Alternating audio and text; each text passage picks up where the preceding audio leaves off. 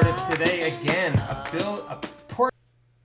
Okay, we have another great show today. 3 excellent artists and a hell of an portrait, a building, and a black and white portrait editing job. So let's get to it. Just kidding. Okay, we have 3 good artists today. Portrait. Come on in. Make yourselves at home.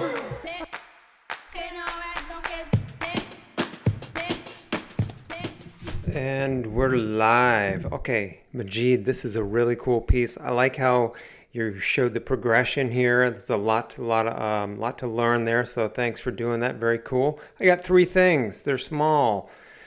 Yeah, let's start with the back of the head. I think you had to leave room for some space, which caused the back of the head to get a little bit too small. Not a big deal. Just remember, I think from chin to the top of your head and then from nose to the back of the head is roughly the same. So just make sure we're feeling that.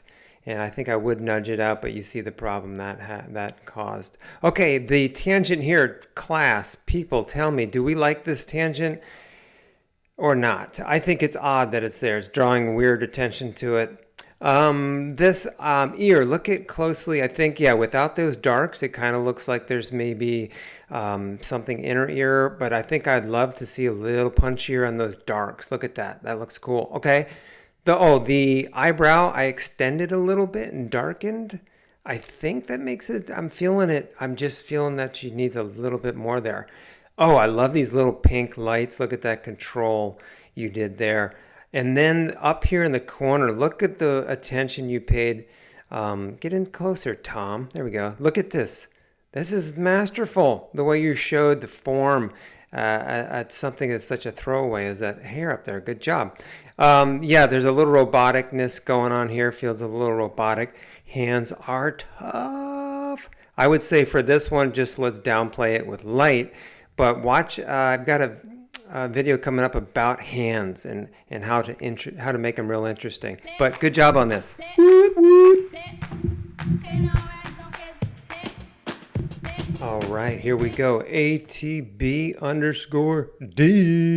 Hey, so this is a nice piece. Look at the mood you captured, this nice light that you caught up top. And there's just a generally cold feeling. I love it. Got a couple notes for you on this. Okay, look at the figure ground here. Like this building is beyond, it's back in the perspective. Wait a minute, get back here, Tom. There we go. So yeah, look at the distinction. I need to see something separate the 2 buildings. And I think, yeah, some backlight like this is going to help just get that separation that you need. And I did it in the foreground too. You might need a little bit there. Otherwise, looking good. Oh, see this area in the corner? It's so cool, but it's empty and flat. I would love to see a little fill it out. There we go. Fill it out with something that may be a little too bright, but you know what I mean. And then the top, just give me something dark. Bring my eye into where you want it to be. And yeah, possibly in the foreground.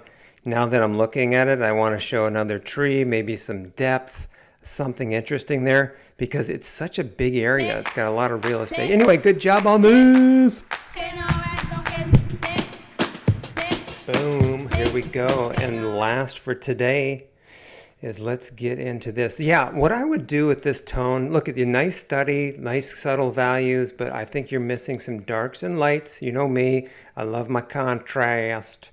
What I did was just did a quick dark shading. Oh yeah, I'd say go get inspired. Grab some art that you love. Jeff DeCall is always a good inspiration for me.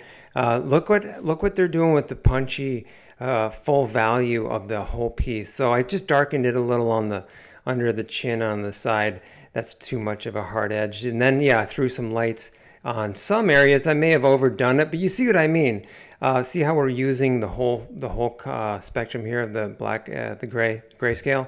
And it just gives it a nice little sing to it, I think, when you can pull down some of those higher, lighter lights. Look at this. Boop, boop. Anyway, it's a good study. Keep it up, man. Looking good.